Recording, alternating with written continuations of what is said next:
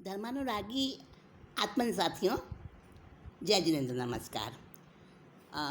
श्री आनंद गंज जी द्वारा रचित 24 तीर्थंकर प्रभु की स्तुतियाँ, जिन्हें आनंद गंज जी की 24 भी कहते हैं। हाँ, तो वो बारी बारी से आपके सामने प्रस्तुत हो रही थी और कुछ कारण से कुछ विलम्ब हुआ है बीच में, कुछ कालांतर हुआ है। तो अब जैसे ही समय मिला वापस मैं अपने ड्यूटी पर उपस्थित हो गई हूँ और 9वें तीर्थंकर प्रभु के बाद अब रसिक, आध्यात्म रसिक कवि आनंद गंज जी के द्वारा रचित 10वें तीर्थंकर प्रभु शीतलनाथ भगवान की स्तुति, ये 24, ये बड़ी ही अनोखी अपने आप में, अनूठी है। इसमें भगवान के गुणों का वर्णन कुछ अलग ही तरीके से किया है। देखिए, आप आनंद लीजिएगा। और कैसे किया है कि त्रिभंगी रूप में। त्रिभंगी का अर्थ होता है 3-3 का समूह बना दिया और त्रिभंगियों के द्वारा 10वें तीर्थंकर श्री शीतलनाथ जिनेन्द्र परमात्मा की विविध प्रकार की सुंदर भंगियों की इसमें चर्चा की गई है। भंग यानी अलग अलग 3-3 के समूह बना दिए गए हैं, 3-3 गुणों के समूह। और वो गुण भी कैसे, स्थूल दृष्टि से देखने पर एक दूसरे से विरोधी प्रकट होंगे वो गुण, लेकिन भगवान में विराजमान है वो सारे गुण। तो आइए हम श्री शीतलनाथ भगवान के गुणों की ये प्रार्थना, ये स्तुति, इसका रसास्वादन करते हैं। भाषा वही है, हमारे जो लोक भाषा दैनिक बोलचाल में आने वाली, और उसी को बड़े सुंदर रसीले अंदाज में गुथा है। शीतल जिनपति ललित त्रिभंगी, शीतल जिनपति ललित त्रिभंगी, विविध भंगी मन मोहे रे। शीतल जिनपति ललित त्रिभंगी, विविध भंगी मन मोहे रे। करुणा कोमलता तीक्ष्णता, करुणा कोमलता तीक्ष्णता, उदासीनता सोहे रे। शीतल जिनपति ललित त्रिभंगी, विविध भंगी मन मोहे रे। सर्व जंतु हित करणी करुणा, कर्म विदारण तीक्ष्ण रे। खाना दान रहित परिणामी, खाना दान रहित परिणामी, उदासीनता वीक्षण रे। शीतल जिनपति ललित त्रिभंगी, विविध भंगी मन मोहे रे। पर दुख छेदन इच्छा करुणा, तीक्ष्ण पर दुख रिझे रे। पर दुख छेदन इच्छा करुणा, तीक्ष्ण पर दुख रिझे रे। उदासीनता उभय विचक्षण एक ठामे किम सीजे रे शीतल जिनपति ललित त्रिभंगी विविध भंगी मन मोहे रे अभय दान तिम लक्षण करुणा अभय दान तिम लक्षण करुणा तीक्ष्णता गुण भावे रे प्रेरक बिन कृति उदासीनता प्रेरक बिन कृति उदासीनता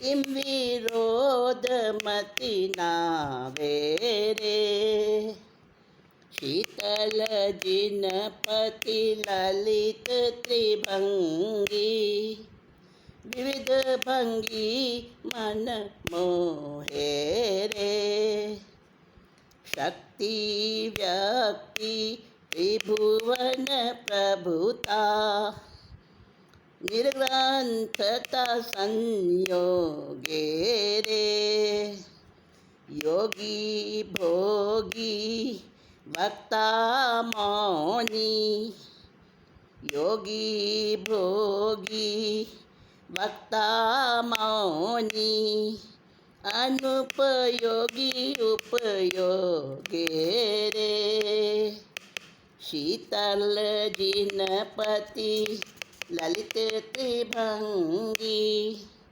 विविध भंगी मन मोहे रे इत्यादिक बहुभंग त्रिभंगी इत्यादिक बहुभंगी त्रिभंगी चमत्कार चित्त देती रे अचरजकारी चित्र विचित्रा आनंद घन पद लेती रे शीतल जिनपति ललित त्रिभंगी विविध भंगी मन मोहे रे शीतल जिनपति ललित त्रिभंगी विविध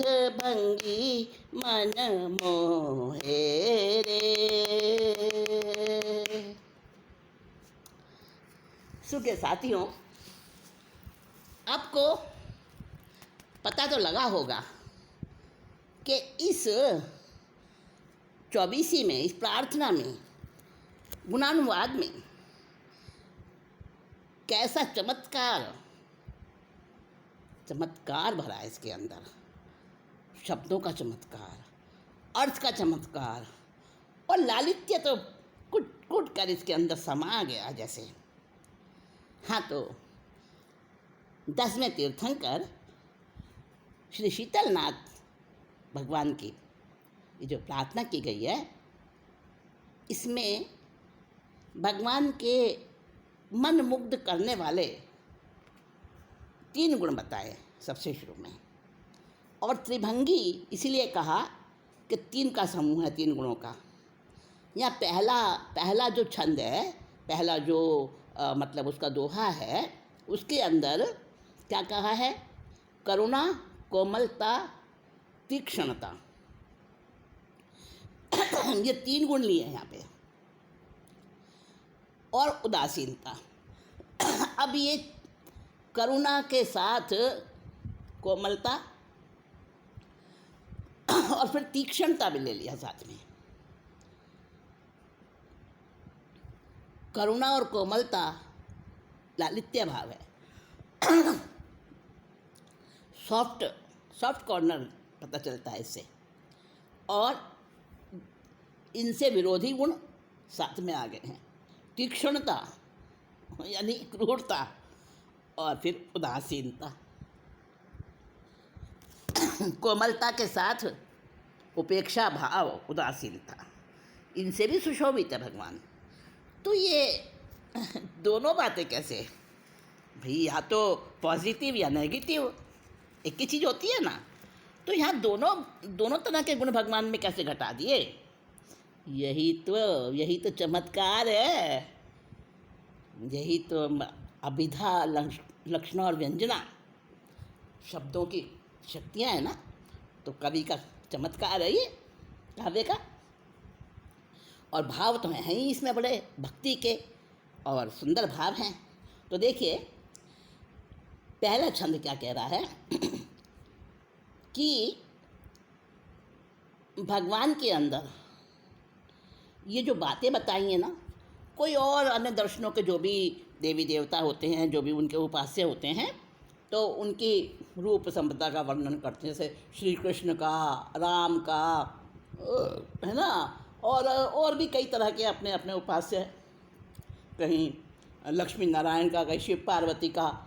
तो उनकी पोशाक, उनके आभूषण, उनका सुंदर रूप, इस सब की चर्चा होती है, बाह्य गुणों की होती है। लेकिन हाँ, जैन दर्शन में परमात्मा के बाह्य रूप की नहीं, आंतरिक गुणों की चर्चा होती है, आंतरिक गुणों की ही पूजा होती है, और पूजा का आधार वही है। अन्य संप्रदायों में बाहरी वैभव बताते हैं उनके गुणों का, गुणों की तरफ ध्यान नहीं दिया जाता। शारीरिक सुंदरता, आभूषण वगैरह, उनके हथियार, उनकी शक्ति, उनसे लोग डरते हैं कैसे, वो सब बातें बताई जाती हैं। लेकिन यहाँ प्रभुता कुछ और ही ढंग की बताते हैं। हाँ, यहाँ भगवान के पूज्य, जो उनको पूज्य बनाने वाले, जो उनके वैसा प्रभाव है ना दूसरे संप्रदायों के उपास्यों वाला, वो नहीं है जैन दर्शन में, जैन धर्म में। तो यहाँ तो गुणों की पूजा है। किसी की पूजा का मापदंड उसका बारी ठाठ बाट चमत्कार नहीं, उसकी पूज्यता का मापदंड है कि आंतरिक वैभव, आत्मिक गुण, राग द्वेष रहितता यानी वीतरागता, और अंतरंग का उनका गुण और शक्ति का वो रूप है, वो महत्व, उसको महत्व दिया गया है। तो देखिए आप, एक छोटा सा उदाहरण बताती हूँ। आचार्य सामंतभद्र हुए हैं, उनकी एक बड़ी प्रसिद्ध रचना है आप्तमीमांसा। देवागम स्तोत्र भी कहते हैं उसको, क्योंकि उसका पहला शब्द देवागम है। तो देवागम स्तोत्र भी कहते हैं उसको, जैसे भक्तामर स्तोत्र कहते हैं, तो भक्तामर पहला शब्द हो गया, लोगस का पहला शब्द है तो लोगस, इस तरह के बहुत सारे हैं हमारे यहाँ। तो उसे आप्तमीमांसा भी कहते हैं और देवागम स्तोत्र भी कहते हैं। लिखा हुआ है समंत्रभद्र आचार्य की रचना है वो। तो उन्होंने उसमें क्या कहा, हे प्रभु, आपके पास देव आते हैं और आप आकाश में गगन विहार करते हैं, आपके पास छत्र चामर आदि विभूतियाँ हैं।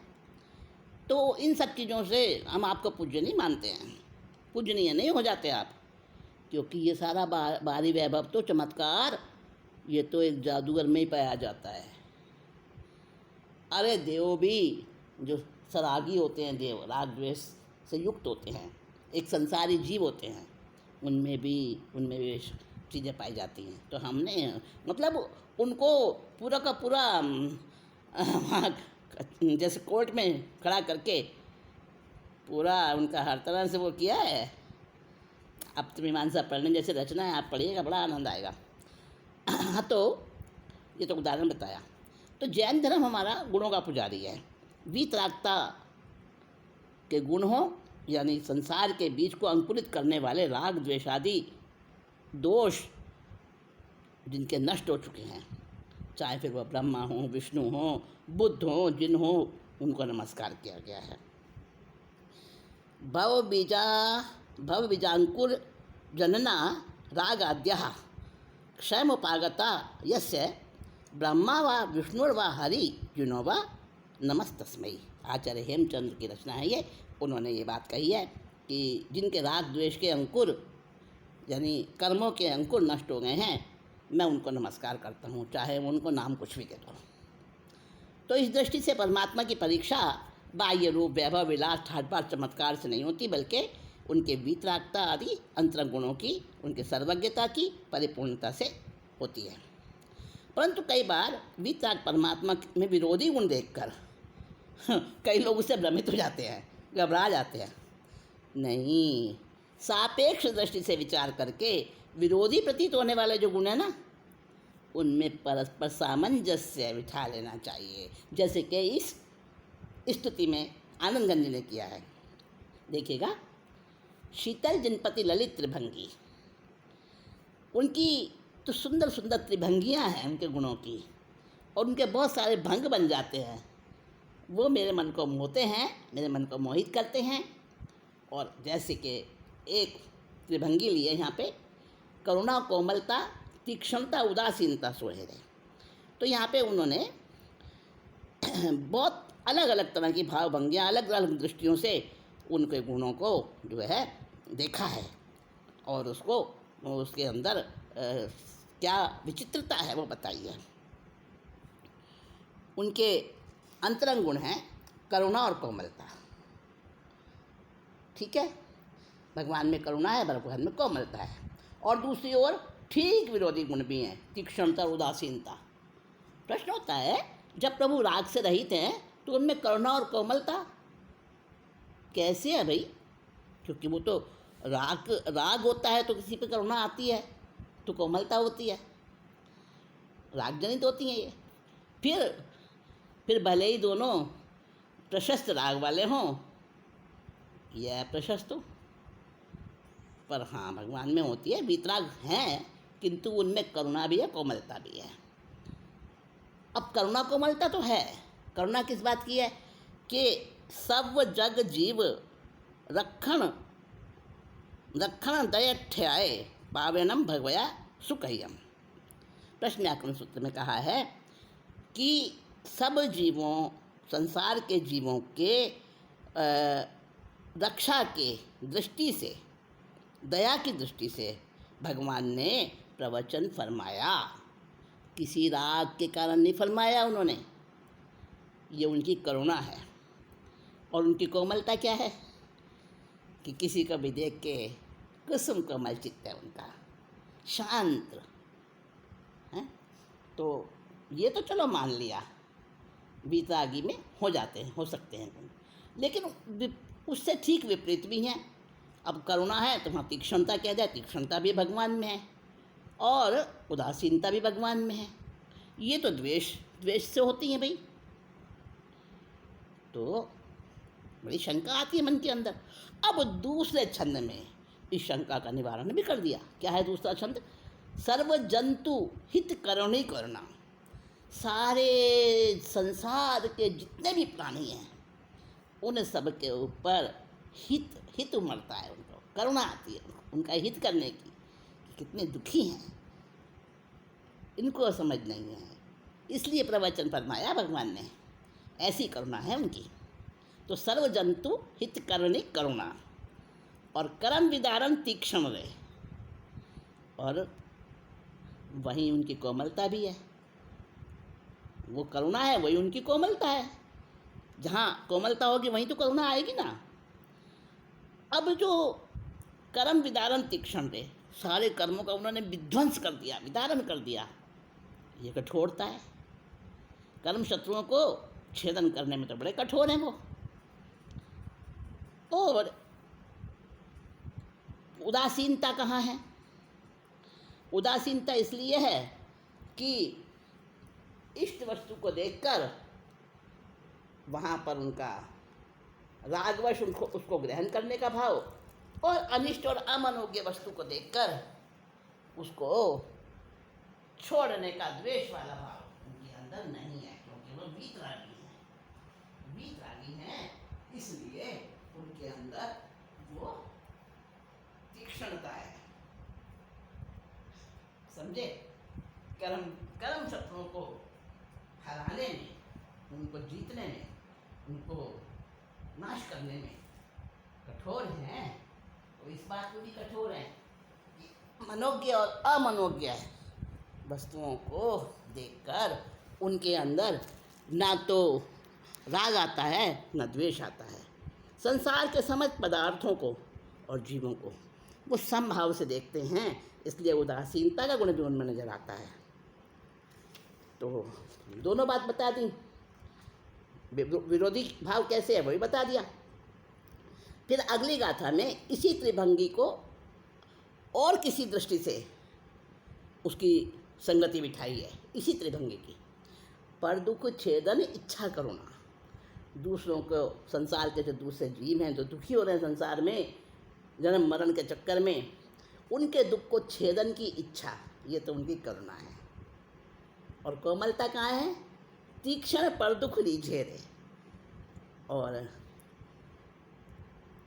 दुखी आत्मा से जब वो जड़ पुद्गल कर्म पुद्गल हटते हैं तो उन्हें देखकर, कर्म पुद्गलों को आत्मा से दूर हटते देखकर दूसरे लोगों का, जो दुखी लोग हैं, दुखी प्राणी, उनको देखकर वो प्रसन्न होते हैं। ये उनकी तीक्ष्णता है।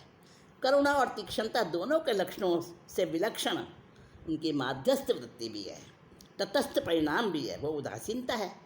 आश्चर्य है कि तीनों गुण विलक्षण होके एक जगह रहे हुए हैं, रह सकते हैं, नहीं रह सकते, परंतु प्रभु में रहते हैं तीनों। करुणा, कोमलता, तीक्ष्णता, उदासीनता सब एक साथ रहते हैं। यही उनकी प्रभुता है, यही तो उनकी प्रभुता है। व्यवहार दृष्टि से वीतराग प्रभु को परम कारुणिक, निष्काम करुणाशील कहा जाता है। दूसरों को दुखी देखकर उमड़ती है उनकी करुणा कि वो दुख से छूटे। अरे देखो, एक रात्रि में 20-20 उपसर्ग दिए 6 महीने तक, और जब संगम देव जाने लगा है तो उस समय उनके अंदर करुणा कैसी उमड़ी, आंसू आ गए। संगम देव को भी आश्चर्य हुआ और कहने लगा, अरे इतने कष्ट दिए तब तो तुम आंखों में आंसू लाए नहीं, अब तो मैं जा रहा हूँ तो तुम्हें खुश होना चाहिए। भगवान ने कहा, मैं तेरे कष्टों को याद करके नहीं रो रहा हूँ, ये आंसू इसलिए नहीं आए हैं, मैं तो ये सोच रहा हूँ, हाय तेरी आत्मा कितनी भारी हो गई है, मेरे पास आकर हल्का होना चाहिए, और तू भारी होके जा रहा है, कहाँ भोगेगा ऐसे कर्मों को। और संगम देव आभावी में नाम आता है उसका। हाँ, तो भगवान की करुणा कैसी है ना। तो तीक्ष्ण पर दुख रीझे, दूसरों को दुखों से मुक्त होने से वो बड़े खुश होते हैं। उनकी खुशी वो हमारे जैसी खुशी नहीं है राग द्वेष वाली ना, वो खुशी तो तटस्थ है, उदासीन भाव से जुड़ी हुई है। तीक्ष्ण पर दुख रीझे रे। निश्चय दृष्टि से देखें तो राग मोह द्वेष आदि के कारण दुख पाते हुए सांसारिक जीवों को देखकर वो सोचते हैं कि मुक्त हो जाएंगे, पर पदार्थों के प्रति इनकी आसक्ति हट जाए। फिर इन 3 गुणों को और ढंग से बता रहे हैं।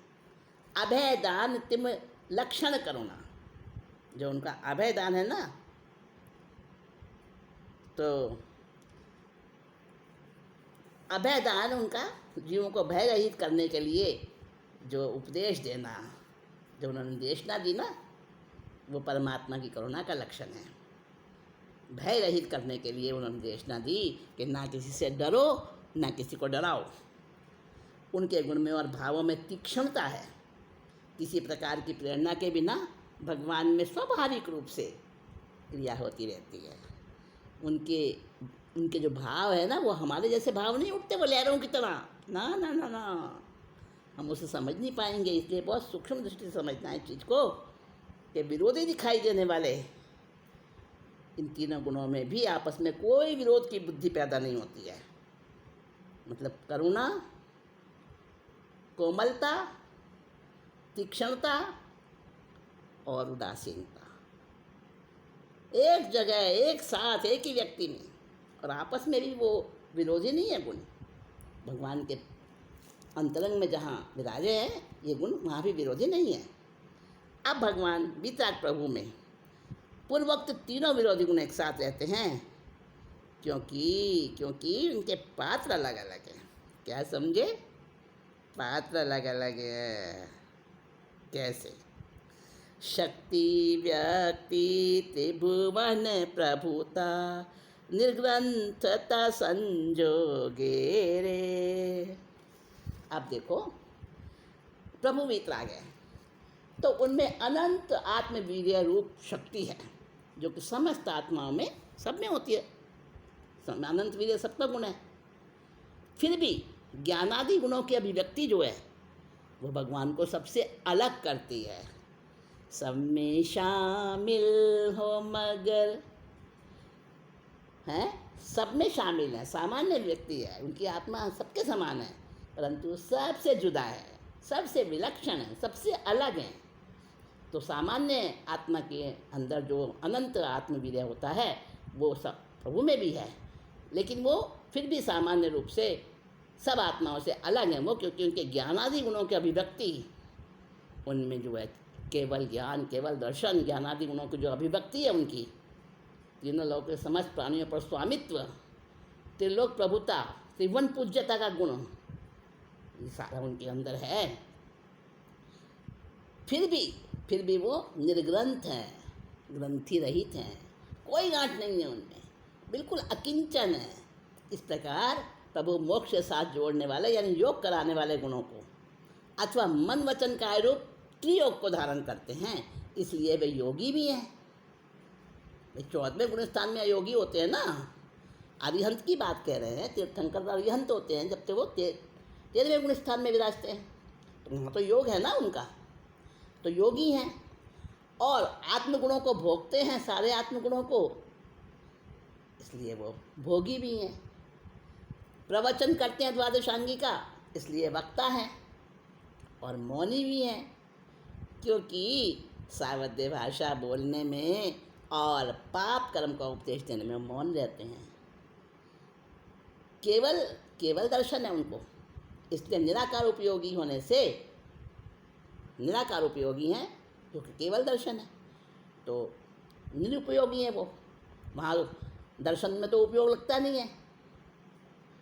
और केवल ज्ञानी हैं तो साकार उपयोग वाले तो वहाँ उपयोगी हैं, तो उपयोगी भी हैं और उपयोग रहित भी हैं। यानी कि 5 बातें बता दी यहाँ पर, 5 बातें बता दी। 5 बातें कौन कौन सी बताई? शक्ति व्यक्ति यानी शक्ति का व्यक्त होना, और शक्ति व्यक्ति रहित होना। शक्ति व्यक्ति रहित होना क्योंकि अकिंचन है। शक्ति व्यक्ति सहित होना और शक्ति व्यक्ति रहित होना, ठीक है, ये पहले गुण हो गया। दूसरा गुण है त्रिभुवन प्रभुता, निर्ग्रंथता, और त्रिभुवन प्रभुता निर्ग्रंथता रहित होना। त्रिभुवन प्रभुता तो है उनके अंदर, क्योंकि सारा संसार उनको प्रभु मानता है, उनके गुण ही ऐसे हैं, और एक तरफ से अकिंचन भी हैं, और इसीलिए त्रिभुवन प्रभुता का अभाव है और निर्ग्रंथता का भी अभाव है। अच्छा, योगी भी हैं और भोगी भी हैं, और योग और भोग रहित भी हैं। बताइए ना बात। योगी इसलिए हैं कि तीनों योग हैं उस समय उनके, जबकि वो अरिहंत तीर्थंकर अवस्था में हैं, तो तीनों योग हैं उनके। प्रवचन दे रहे हैं, हलन चलन कर रहे हैं, विहार कर रहे हैं, तो काय योग, वचन योग, मनोयोग सभी है उनका, तो योगी हैं। और भोगी इसलिए हैं कि अपने आत्मगुणों का भोग करते हैं हर क्षण हर समय, और योग और भोग से रहित भी हैं, ठीक है ना। और ये तीसरा हो गया, तीसरी दृष्टि हो गई। अब चौथी दृष्टि है, वक्ता भी हैं, मौनी भी हैं, और दोनों से रहित भी हैं, और उपयोगवान भी हैं और उपयोग रहित भी हैं। साकार उपयोगी भी हैं, निराकार उपयोगी भी हैं, और दोनों से रहित भी हैं। ये 5 गुण त्रिभंगियाँ परस्पर विरोधी रूप से भी साथ में, एक साथ में रहती हैं। ये हमारी कौन सी गाथा आ गई? ये हमारी 5वीं गाथा आ गई।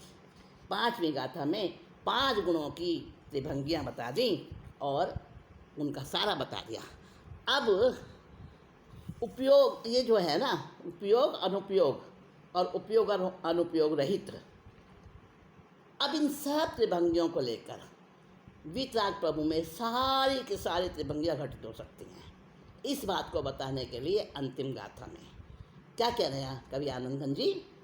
इत्यादिक बहुभंग त्रिभंगी चमत्कार चित देती रे, अचरजकारी चित्र विचित्रा आनंद घन पद लेती रे। इसी प्रकार की और भी बहुत सारे भेदों विकल्प यानी भंगों वाली त्रिभंगियाँ भगवान में घटित होती हैं। यहाँ तो थोड़ी सी उदाहरण रूप में बताई हैं।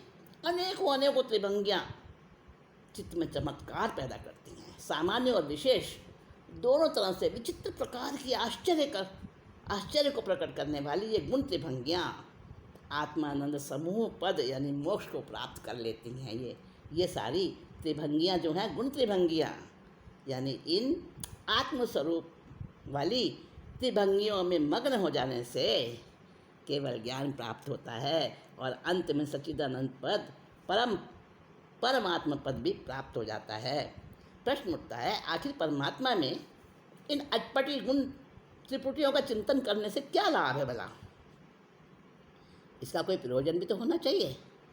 उसके उत्तर में आनंदघन जी ने जवाब दिया कि भाई पहला लाभ तो ये है कि इन गुण त्रिपुटियों का चिंतन अगर चित्त में होता है तो शुद्ध आत्मा की गुणमयी शक्तियाँ उसमें पैदा हो जाती हैं। जो ऐसे गुणों का चिंतन करेगा उसके अंदर में आत्मा के गुणों की वृद्धि होगी और मन आनंद और आश्चर्य से भर जाता है कि एक ही परमात्मा में इतने सारे गुण कहाँ से आ गए।